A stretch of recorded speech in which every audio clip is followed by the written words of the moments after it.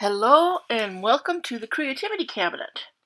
Today I'm going to be showing you 5 different 5-minute farmhouse Halloween DIYs. These are all really quick to make and they all use Dollar Tree materials.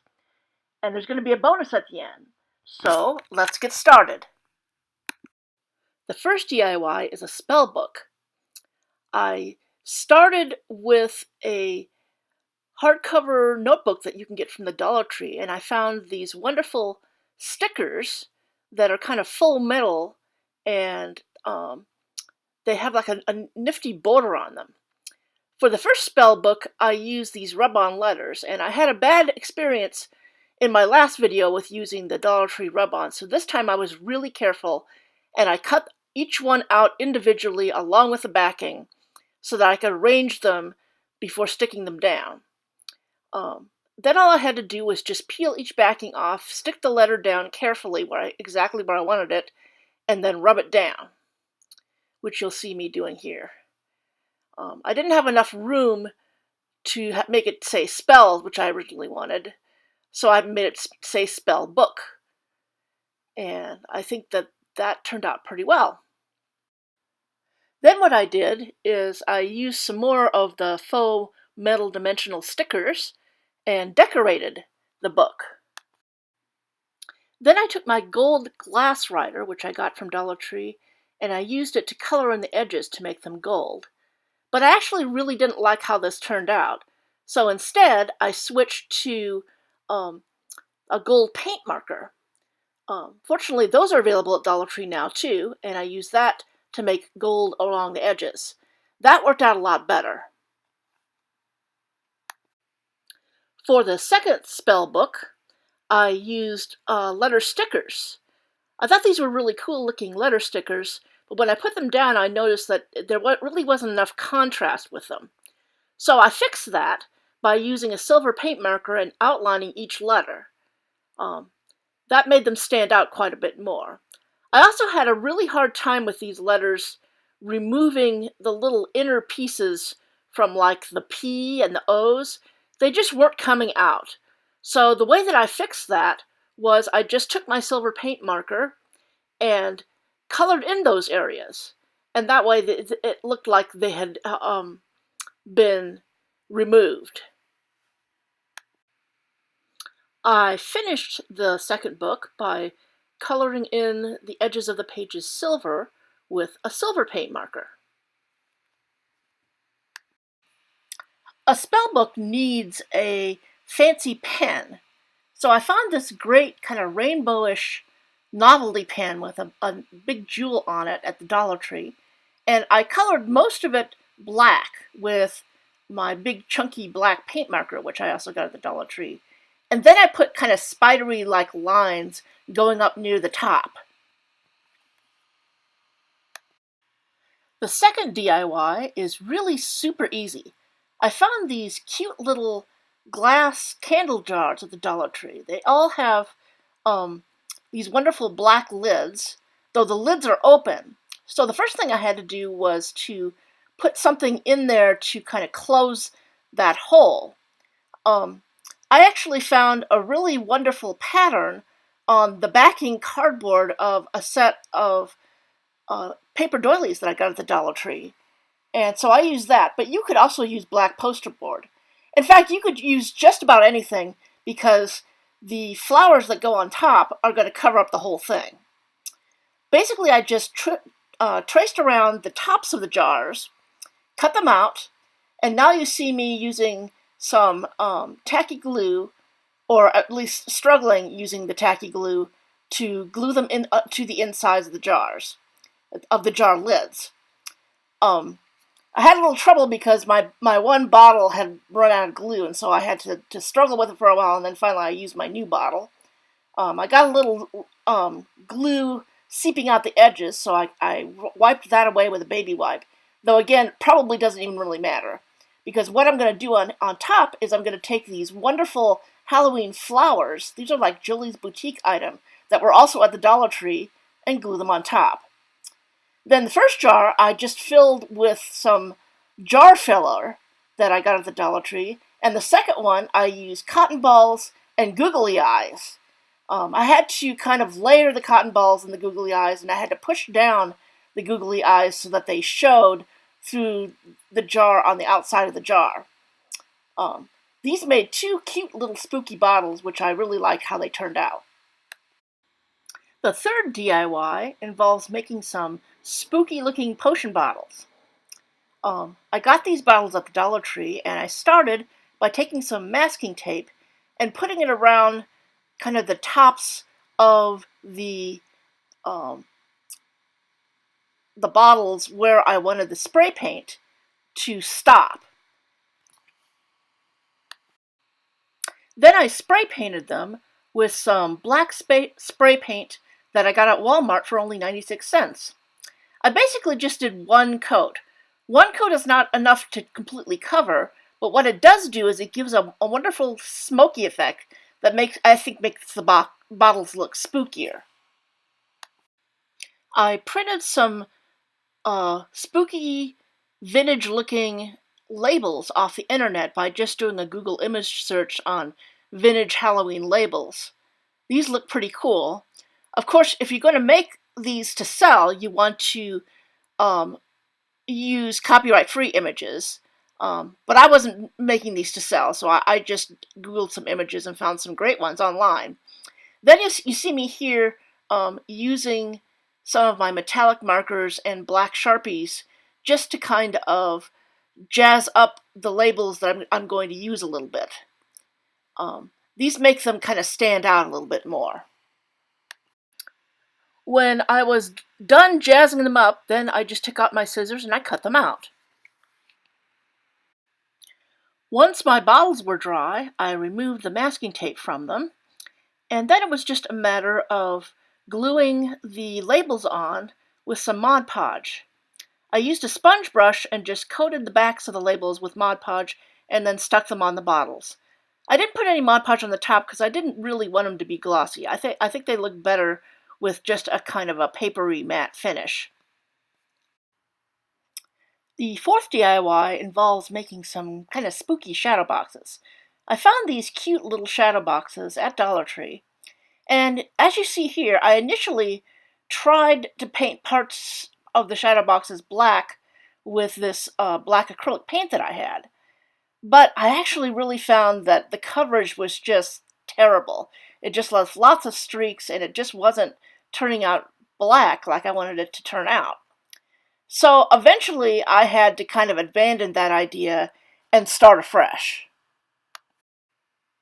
I eventually just wiped all that black paint off, which was actually pretty easy to do.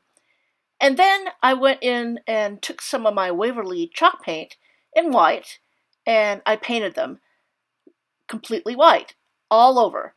This worked so much better. That Waverly chalk paint just really sticks to, it seems like it sticks to any surface you put it on, and it's so nice and opaque. So like I said, this worked a lot better. I painted the insides and the outsides completely white with this. When the chalk paint was dry, I got out some contact paper that I'd also got at the Dollar Tree that's in this wonderful kind of French countryside black and white floral pattern, and I traced around the sides of the box 4 times, made 4 little rectangles, and then it was just a matter of peeling off the back and sticking them down, 1 rectangle to each side. Though, as you can see here, I had a little bit of trouble sometimes getting the peeling off part to start. For the second box, I used some coloring tape that I'd also gotten at the Dollar Tree at one time. This has a nice black and white pattern on it, and I think it's meant to be colored, but I didn't color it because I wanted to use the black and white pattern with it. And I think it looked really good on the box.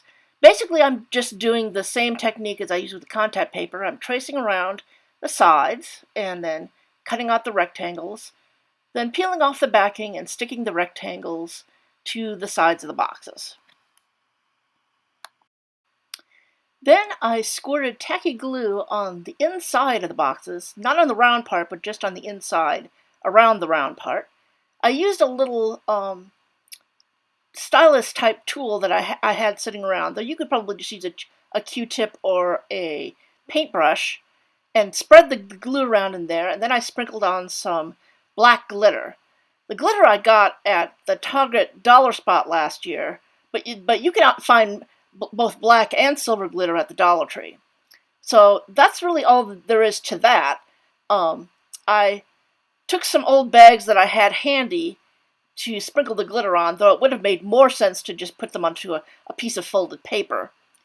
Once I got the insides all glittered up, then I did the outside border in the same way.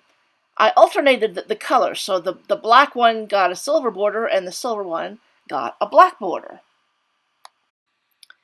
In case you're wondering, after I finished filming, I was able to take a piece of paper and fold it in half, and then I was able to dump all that excess glitter onto the paper.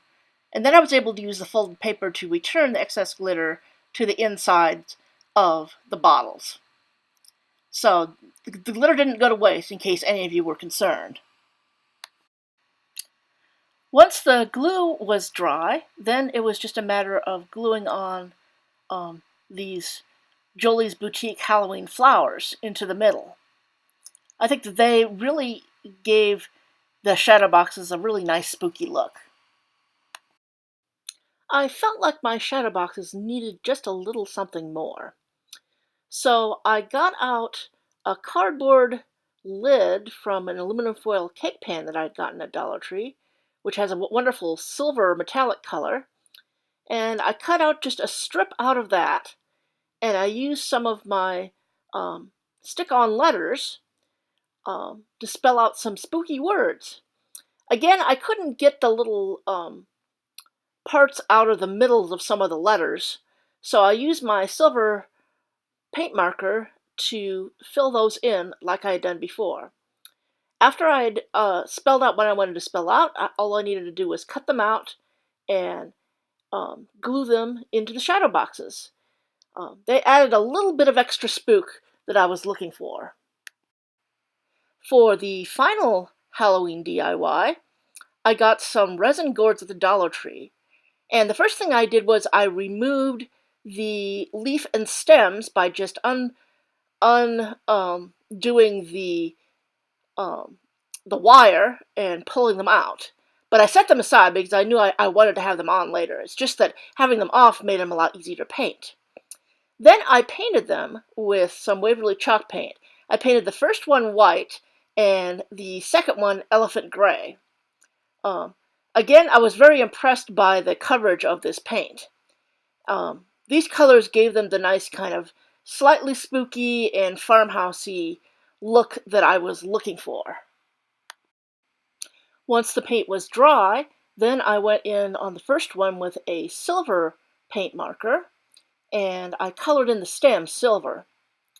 Then I got some wonderful black and white stick-on jewels that I had gotten at the Dollar Tree, and I put them onto the ridges of the white gourd, although here you see that I took my chunky black permanent marker and painted the gray gourd stem black. And now you see me putting the stick-on jewels. I had some kind of ones that were in kind of longer lines, and then I took shorter lines to put down near the bottom of the gourd. And these give them a wonderful kind of farmhousey but yet jeweled appearance.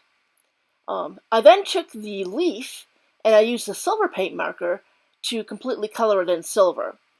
I left the back and the wire its original kind of rusty color because I kind of liked that rusty effect. On the second, the gray gourd, I took some stick-on pearls that I also got at the Dollar Tree. All I had to really do here was to peel off the lines and stick them down onto the ridges of the gourd, as you see me doing here. That was super quick, super easy, and I think it really made a nice effect on the gourd. Then I took my big, chunky black permanent marker and I colored the leaf for that gourd black. Then I was able to to just push the wire back through the little holes on there, twist it around to attach it. And here are my finished DIYs. I think they all turned out great, and all of them were actually very easy and very quick to make. Let me know in the comments which one is your favorite. I like how they all have the kind of farmhouse feel, as well as being just a little bit spooky. And now we're going to have a bonus craft.